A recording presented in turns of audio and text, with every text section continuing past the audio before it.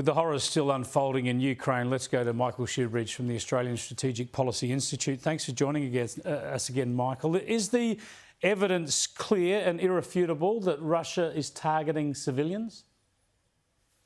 Yes, Chris, it is. In Mariupol, Putin's military are using naval bombardment, mass airstrikes, artillery bombardment in a clear, indiscriminate destruction of the city and all the people that he can kill inside it.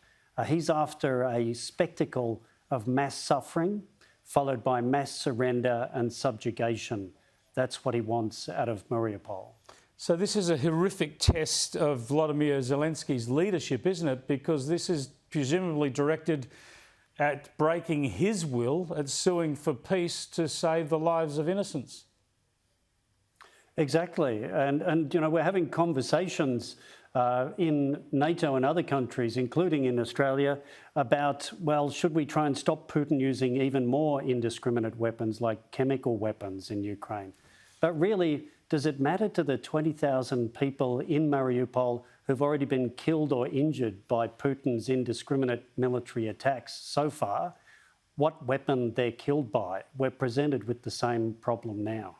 Exactly. The same deaths and, of course, the same loss of their sovereignty too. Now, Biden is going to go to, US President Joe Biden is going to go to Poland.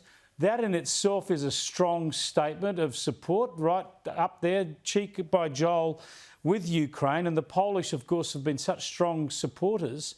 But it just, in another way, it amplifies or demonstrates the impotency of the NATO nations because they will not step 1 foot across the Ukraine border. Well, Chris, I think you're right. President Biden and others are spending a lot of time telling Putin and themselves what they won't do. And the problem with that is it's licensing Putin's indiscriminate killing that he's doing right in front of our eyes in Ukraine. Now, I think many unthinkable policies have become thinkable in the days since Putin started his war. So Germany, before then, would never have given lethal military equipment to a country in conflict. They changed that 3 days into Putin's war, and they're doing that now. Maybe instead of our leaders telling themselves and others what we won't do, we should be starting to think about further things we will do. Now, what if the Ukrainian forces succeed in establishing a stable front against the Russians? How is it then off the table for NATO forces to backfill them? Or do we just watch the successful Ukrainians collapse over time because of relentless killing from Russia? That's an excellent point, something actually useful that NATO countries could do. Do you have any hope that we'll see them go down that sort of path in coming days? I think it's going to get harder and harder for the world's democracies and NATO to keep doing the wrong thing.